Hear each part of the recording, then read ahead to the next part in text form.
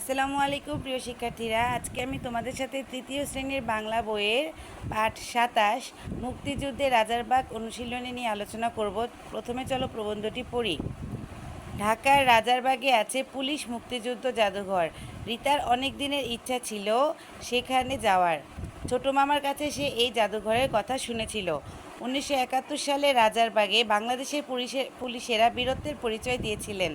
সেই স্মৃতিকে স্মরণ করে সেখানে এখন জাদুঘর তৈরি করা হয়েছে। এক ছুটির দিনে মামা এসে বললেন, আজ তোমাদের পুলিশ মুক্তিযুদ্ধ জাদুঘরে নিয়ে যাব। রিতা আর ছোট ভাই রবিন আনন্দে লাফিয়ে উঠল। সেদিন বিকালবেলা ওরা রাজারবাগে গেল। পুলিশ জাদুঘর খুব পরিপাটি করে সাজানো। ভেতরে ঢুকতে একটি বিক্রয় কেন্দ্র, সেখানে বিক্রির জন্য বই রাখা আছে। মামা দুজনকে দুটি বই কিনে দিলেন। দোকানের পাশে পাঠাগার, সেখানে বসে বই পড়া যায়। সিঁড়ি দিয়ে নিচে নামলেই মূল জাদুঘর। মামার সাথে ওরা দুজন নিচে নেমে গেল।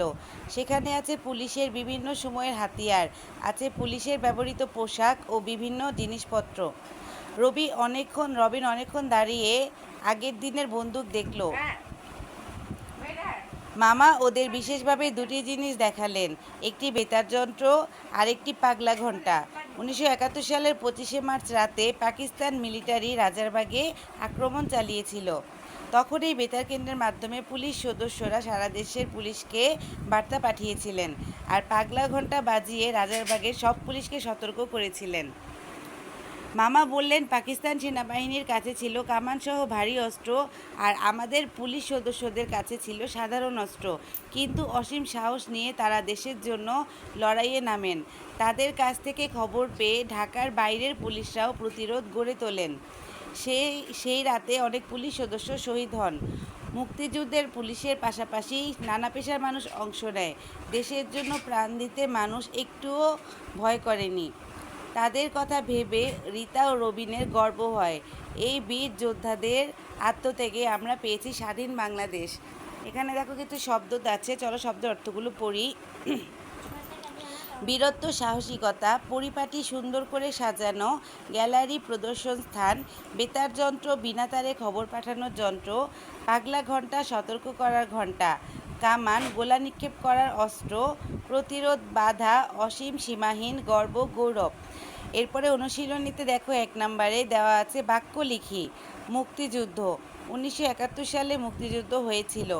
জাদুঘর, আমরা গতকাল জাদুঘরে গিয়েছিলাম। অবদান, আমাদের জীবনে মা বাবার অবদান অনেক। অস্ত্র, পুলিশের কাছে অস্ত্র থাকে। লড়াই করতে হবে অন্যায়ের বিরুদ্ধে। এবার 2 নম্বরে দেখো খালি জায়গা পূরণ করি। ঢাকার রাজারবাগে আছে পুলিশ মুক্তিযুদ্ধ জাদুঘর। খ, পুলিশ মুক্তিযুদ্ধ জাদুঘরটি খুব পরিপাটি করে সাজানো। গ, জাদুঘরে আছে পুলিশের ব্যবহৃত পোশাক ও বিভিন্ন জিনিসপত্র। ঘ, পুলিশ সদস্যদের কাছে ছিল সাধারণ অস্ত্র। 3 নম্বরে বুঝে নেই স্মৃতিময়, মনে রাখার মতো বিষয়। পাঠাগার, যেখানে পড়ার জন্য বই রাখা হয়। আত্মত্যাগ, নিজের জীবন উৎসর্গ করা। 4 নম্বরে দেখো কিছু প্রশ্নের উত্তর দেওয়া আছে, চলো প্রশ্নের উত্তরগুলো পড়ি। 1, রাজারবাগ পুলিশ মুক্তিযুদ্ধ জাদুঘর কিসের স্মৃতি বহন করে? উত্তর, 1971 সালে রাজারবাগে বাংলাদেশের পুলিশেরা বীরত্বের পরিচয় দিয়েছিলেন। রাজারবাগ পুলিশ মুক্তিযুদ্ধ জাদুঘর সেই স্মৃতি বহন করে। 2 নম্বর, কবে কখন পাকিস্তানি সেনারা রাজারবাগে আক্রমণ করে? উত্তর, 1971 সালের 25শে মার্চ রাতে পাকিস্তানি সেনারা রাজারবাগে আক্রমণ করে। রাজারবাগের পুলিশ সদস্যরা কিভাবে সারা দেশের পুলিশকে বার্তা পাঠিয়েছিলেন? উত্তর, রাজারবাগের পুলিশ সদস্যরা সারা দেশের পুলিশকে বার্তা পাঠিয়েছিলেন। রাজারবাগের পুলিশ সদস্যরা বেতার